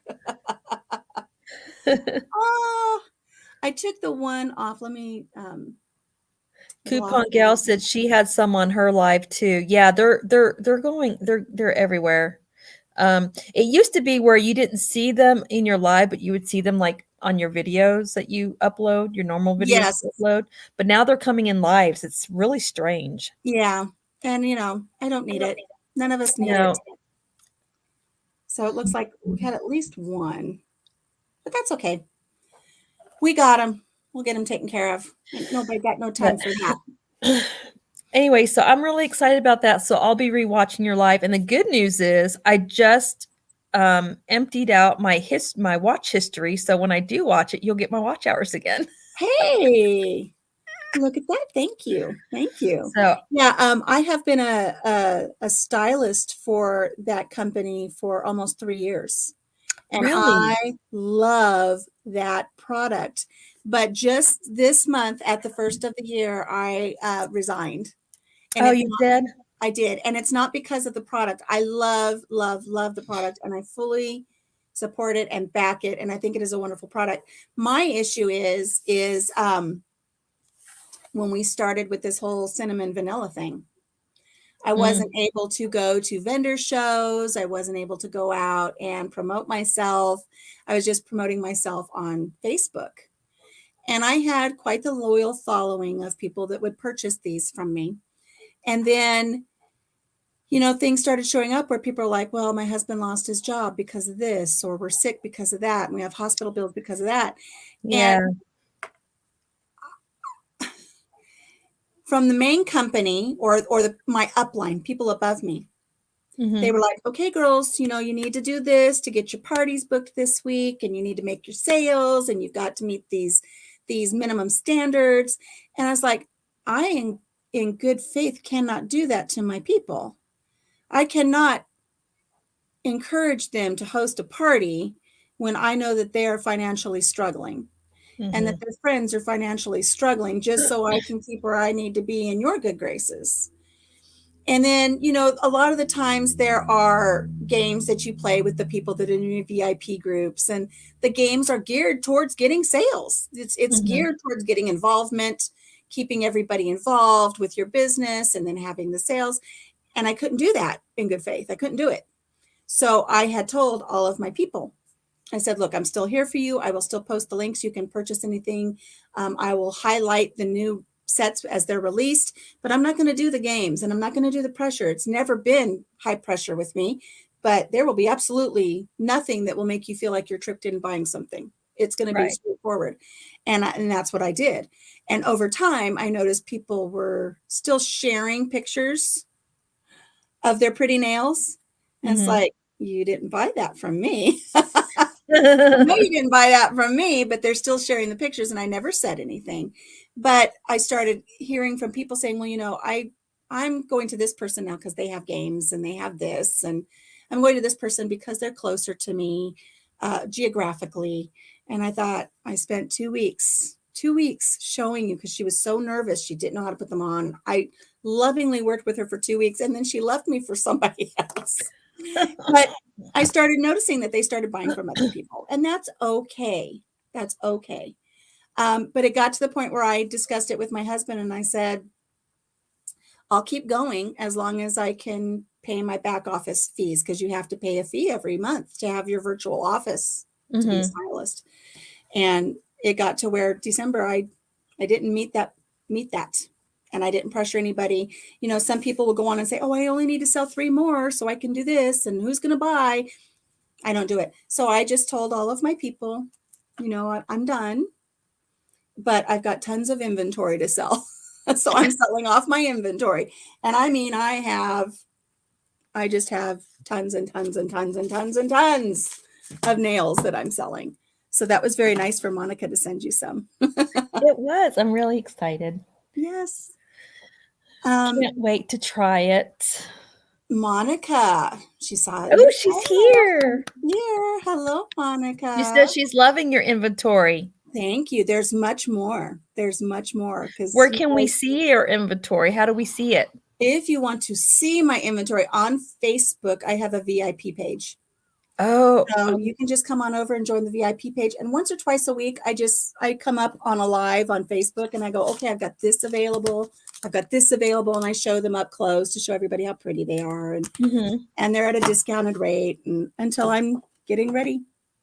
So I Coupon will Gal tell you says she guys, needs to buy some too, so we need that link. let me see here. Link us up. Link us Link, up. link. Here we go. Hang on one second. I'll send you the link to the VIP group. I hope this is it. I mean, as far as I hope I'm giving you not the backstage one, where everybody can come in and do whatever they want. So it's Country Mama Nails. Monica goes, yes, Gail, you need some. They are amazing. They are amazing. And I had a friend, a lady who signed me up for it. She was working with my husband, and she's a friend, and she had come over one day. She goes, let me put these nails on you. I'm like, yeah. I live out here on a farm. I don't see people for weeks on end, and all I talk to is Jim when he comes home at the end of the day, and my chickens. And I don't need to impress my chickens with pretty nails. Don't need to do it. But she said she wanted to learn how to use an Instant Pot, and I had an Instant Pot, and she was scared of her Instant Pot. I said, come over, I'll show you. And so she brought her nail stuff. She goes, let me do your nails. I'm like, here. Well, she did them, right?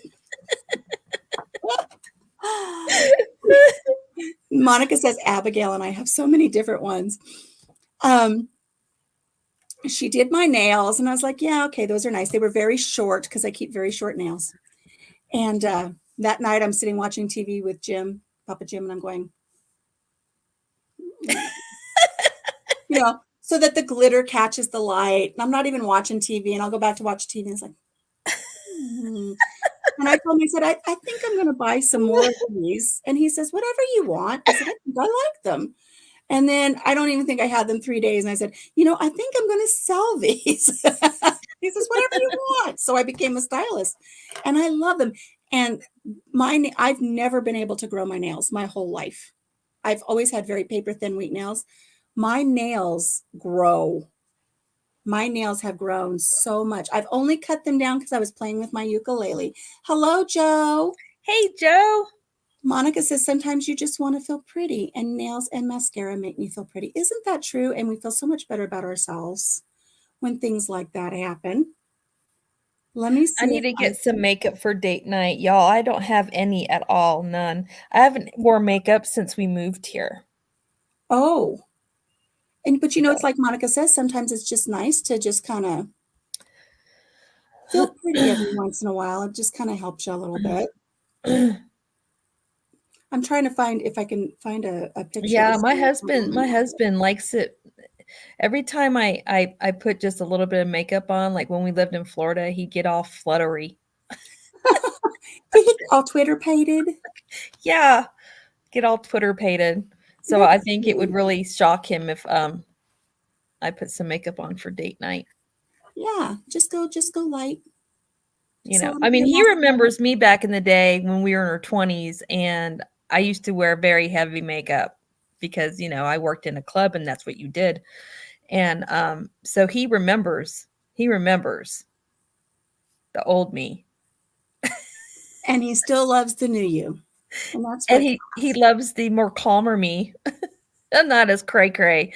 But I just I have a hard time. I have sensory wise, I have a hard time with makeup. And so I used to wear Mary Kay because that was pretty much the only thing I could barely even tolerate.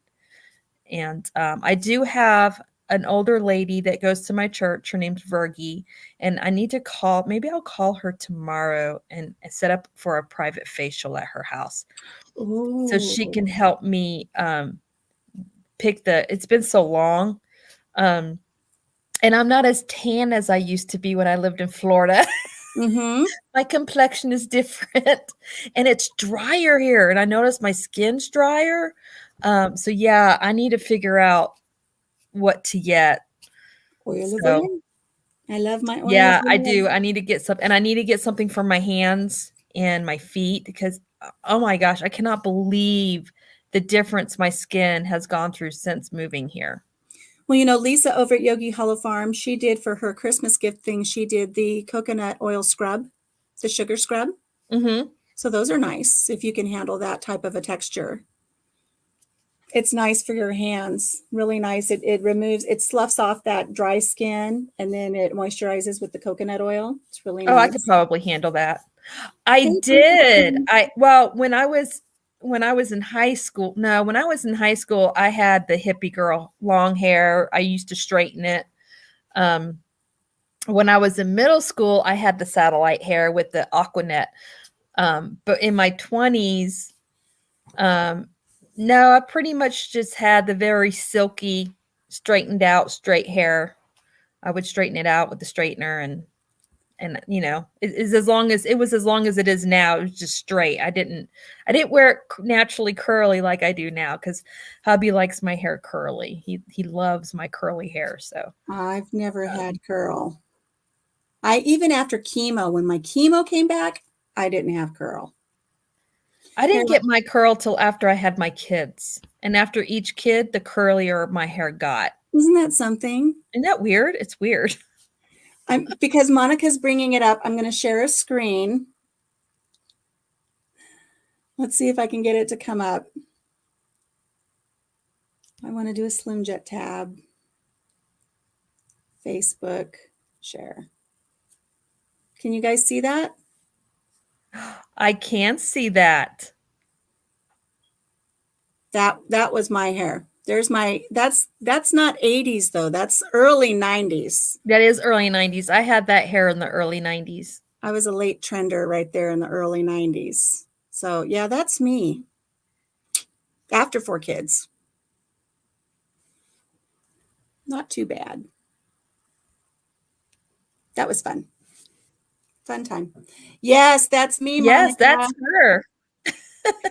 I'm sitting here, I'm trying to scroll back so I can pull it up again, and I'm like wiping on a piece of paper going, why isn't my mouse moving? What's wrong with me? Yeah, Monica, that's me. And Let's that's see. after kids, Monica. Yeah, that's after kids. I'm trying to see if there's okay, let me not scare all of you. Let me take this back down. See if I I can have a find another picture of one. me somewhere on my Facebook in my biker gear. I used to be a biker chick. Were you a biker chick, really? I was a biker chick, yeah. Wow. Oh, Yeah. look, here, Big Monica. time. Monica, here's the full picture. I'll show you the full picture now. Look at that. That was It's a a professional gorgeous photo picture. shoot. Thank you. That was my headshot for when I did pageants. And I felt like I was Stevie Nicks.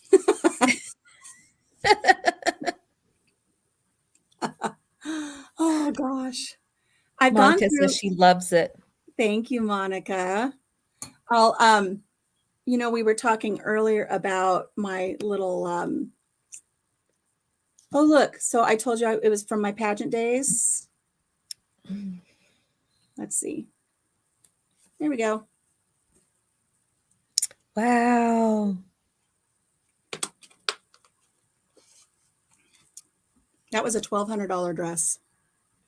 Man, Love that dress. them dresses are expensive. They My are. friend's daughter was doing pageants, and she was Miss Louisiana, and she won a couple of titles. And her dress, I couldn't believe the amount of money her mama spent on her pageant dresses. Holy cow! God, Niecy, are And you she ready? bought her daughter's dresses used; they weren't Yeah. even brand new, and they Yeah. were crazy expensive. That dress that I just showed you probably weighed about 30 pounds. It was all glass beads. Oh my goodness! And How did you walk? I walked, let me tell you, in stilettos even, because I'm only 5'2.5", 5'3", so I had to try to that dress, it had black and gold beads, glass beads on a sheer lining that covered Mhm. a flesh-covered inner lining. So I looked naked with just the glass beads. Wow. And it had 2 swirls over my breast and a big flower right in front. But look at this one. Oh, you guys are gonna laugh at this one.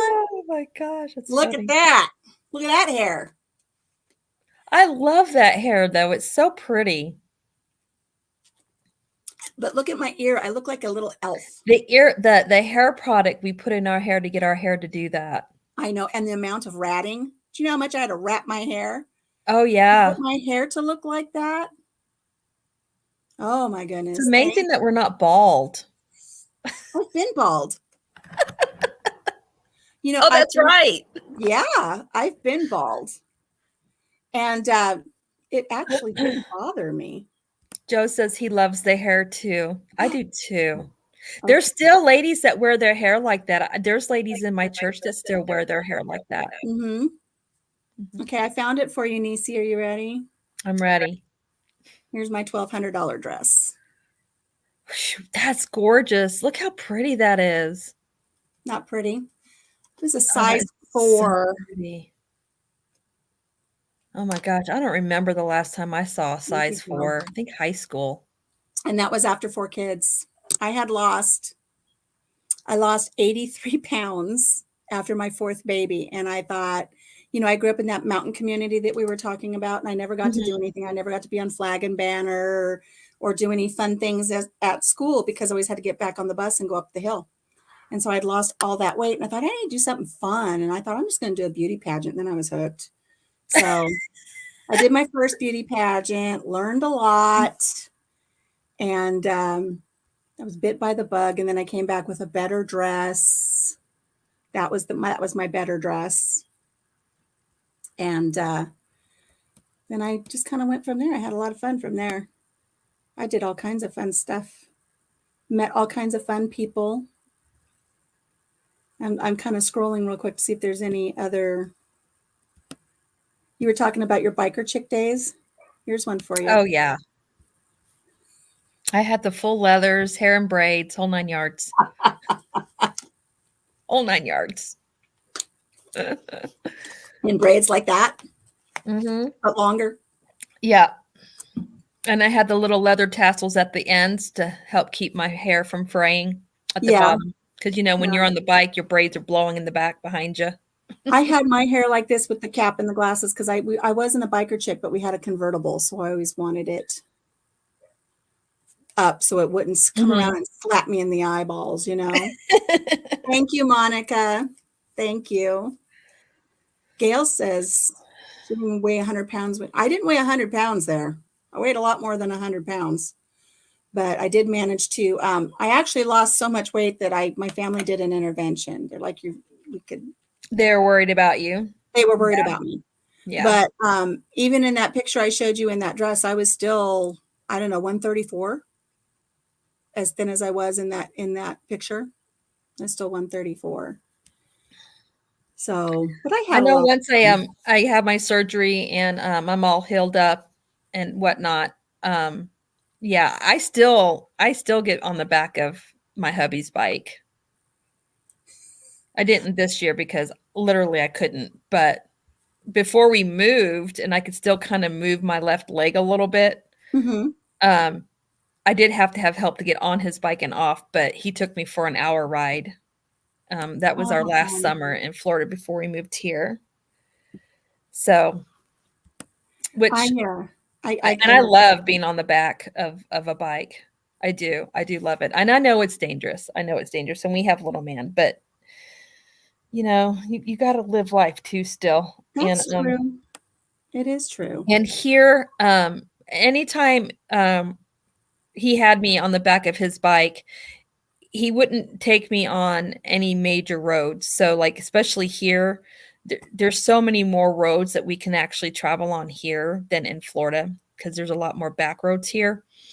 And that's what we'll do. We'll just take the back roads where there's no traffic. So yeah. Make it, safer. I giggled a little bit earlier because just the thought of me straddling a bike right now. I had gone with a dear friend of mine to a American Cancer Society Relay for Life walk. Mm-hmm. And it was a Western theme. So they had everything set up with cowboy hats and bandanas, and they had little picture places set up where you could put on cowboy hats and take pictures and have fun. And they had this saddle on a sawhorse. So you could sit on the saddle. Oh, how cool. I grew up riding horses.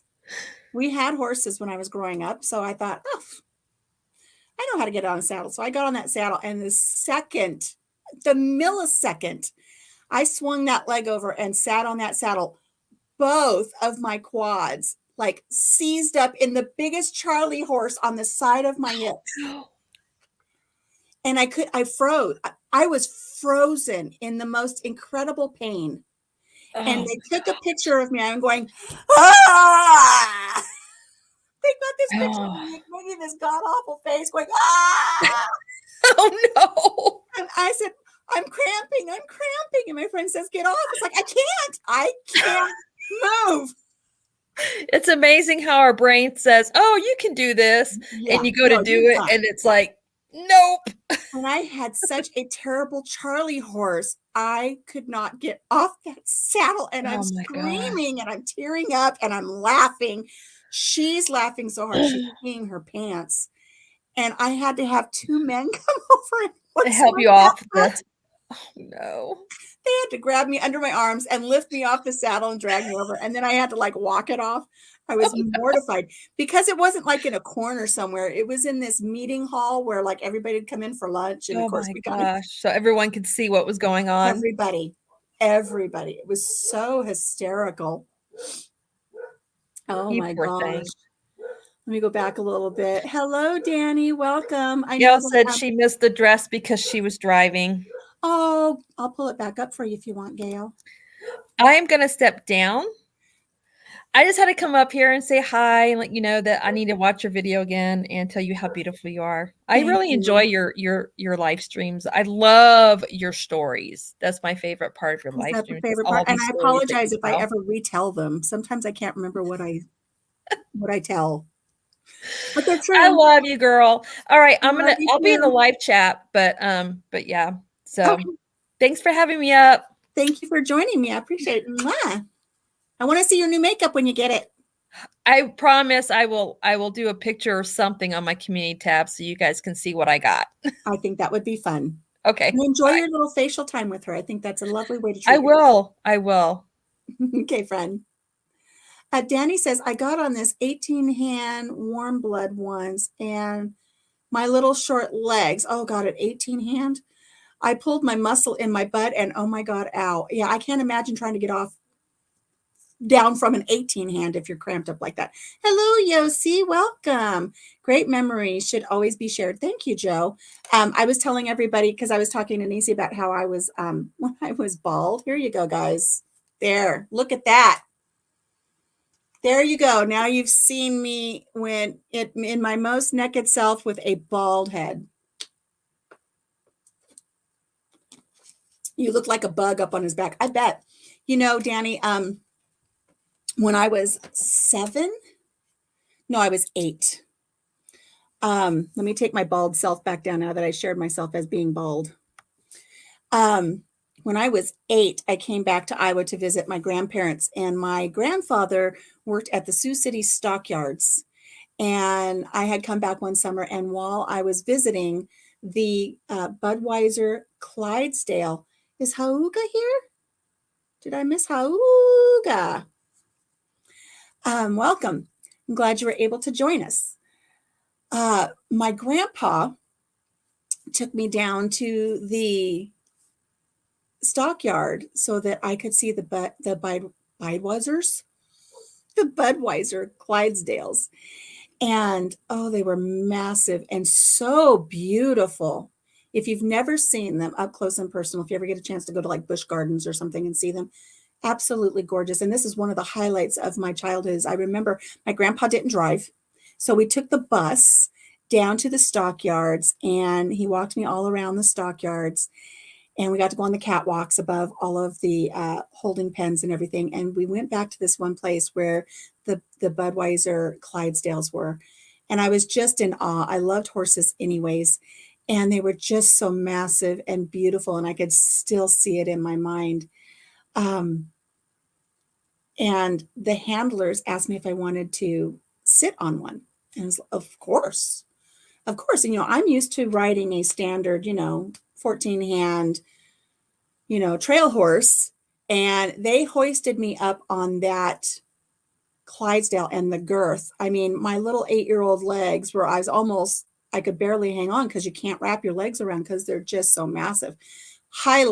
Such a highlight of my childhood to know that I was able to actually sit atop one of those beautiful Clydesdales and play with his mane and rub his neck.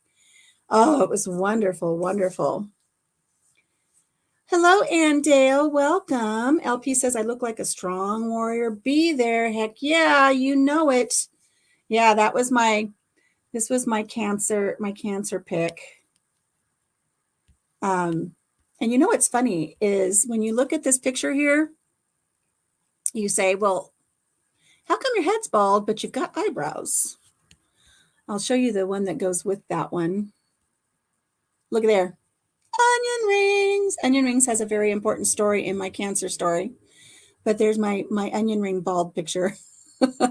But I still had eyelashes and I still had eyebrows, even though every other single hair on my entire body, head to toe, had decided to take leave because of the chemotherapy. I held on to my eyebrows and my eyelashes. And one day, after my hair started growing back on my head, I woke up and my eyebrows, just like a dandelion, when a dandelion gets all white and fluffy and you blow on it and it just floats. One day my eyebrows just went and my eyelashes, they all fell out. I had no eyelashes, no eyebrows. And then I had stubble on the top of my head. And I looked like that crazy woman, Susan Powder, saying, stop the insanity. Of course you do. I do not take offense at all to that B word at all. I just don't want to say it and get in trouble. I want to say it out loud. But no, I appreciate that. I love Clydesdales. There was a farm that bred them here where I used to live in Devon. Oh, Blue Pixie, that sounds wonderful. That sounds wonderful. Yossi, why are we not Facebook friends? Well, I don't know, Yossi. Come over and join me. Come over and join me. I will drop my regular Facebook link if anybody wants to be a Facebook friend. Let's see. Let me grab that link now. You'll know it's me because my main picture is of me and my chicken. There we go. There we go. Now you can see all of the real stuff, not just the stuff I put on YouTube. You can see all of my craziness. If you guys did not see my Country Mama Quickie on Monday, I had Yossi as a guest. We had a wonderful time. I've had comments on that live. People who don't know Yossi, have never been exposed to Yossi, saying what a wonderful, pleasant young man he is. And they so enjoyed watching that interview with him. And I really enjoyed having him up. It was really great. It really, really was. So if you didn't get a chance to see that, head on back over and see where Yossi tells us a little bit about himself. It was really, really nice. Let's see. I promised Gail I would show the dress again.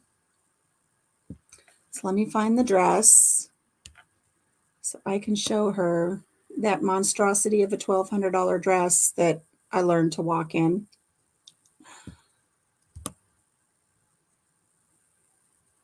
Okay, here you go, Gail. There's my $1,200 dress. Of course, I wasn't glammed up for a pageant. I was actually at my friend Debbie, who was in here earlier, my best friend of 45 years. This is at her mother's home. And her mother had actually sponsored me. Oh, I got to put it up, don't I? She sponsored me and helped me buy that dress for that pageant. So I kind of curled my hair real quick. I ran over to her house, threw on just a little bit of makeup, and put that dress on so she could see the dress that she helped me buy.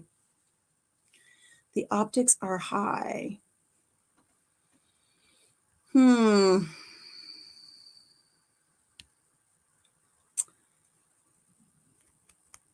I don't know if my mods need to help me with that. I don't know who Snafu Snaps is.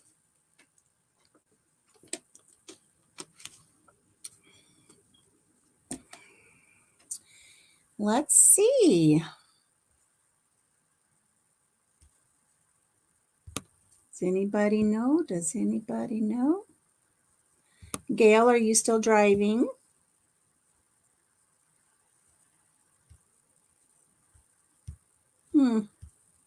Why can't I do a little investigatory stuff?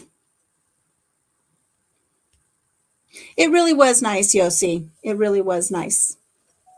If I've got mods to help me with a little bit of investigatory stuff, I'd appreciate it. So you know what, guys? We're coming up on 2 hours. I really had a great time sharing a couple of little stories with you, putting my makeup on. You know what I was going to show you guys real quick for those of you who are still here? We're doing pretty good. After I did my makeup, I was going to share a tip with you, and it was one I was actually going to do a video on. But since I'm right here, I'll show you real quick. For the ladies in the group, I've had times where I come up and I've got my curlers in and stuff, and people tease me about being in curlers. And I love using these little bendy curlers, these little ones here. And I've had several friends say, oh, I can't use those because I can't wrap them in my hair. They're such a struggle. I wanted to show you a really quick and easy way to use these great little curlers. And I've been doing this since my pageant days. And it's so simple. You just take a section of your hair, real quick tutorial, guys, and you take just a square of toilet paper. Seems like a music channel. Okay, as long as it's legit. And you use it like you use for when you get a perm, like a perm paper. And then you just wrap your hair just like that. And you don't have any straight ends hanging out. You don't have anything to worry about. And then you just put these in your hair and you curl your hair. I'll be drying my hair as soon as we get off here and sticking them up in rollers so I can go over to Ann Dale, which is going to be 1 o'clock my time, 2 o'clock their time on Eastern. And if you guys are looking for a little chat to go to after mine, Ann Dale are the Ann Lynch Show. They're celebrating their 3-year anniversary on YouTube. So go on over, give them some love. Isn't it life-changing? See? And I'm going to do a tutorial about it because I see these in thrift stores all the time. And when I talk to people, they say they're too hard to use. You can't wrap your hair around them. Because if you just take a section of hair and you want to use these, you have to wrap it and you have to try to get the end. Once you wrap it, you have to try to keep it from slipping. And you have to try to get this end right here. See, I mean, I can't even do it. You have to try to get the end so that those fine little hairs tuck in so that you don't get like funky kinks. And you get that, see, all the time. But if you do it with the paper, you don't have to worry about that anymore. Link to the Ann Dale, or Ann Dale, I'm sorry. Let me look up the Ann Lynn show. So I can drop you a link for that. For their channel. They're such fun, lovely ladies. You will like them. Okay, I have their link. Let me drop that for you, Yossi. So I will be over at Ann Lynn at 1 o'clock Central. Danny, it is your 1-year anniversary today. Congratulations. That's wonderful. Happy anniversary. And I think you made it to 1,000. Didn't you make your 1,000?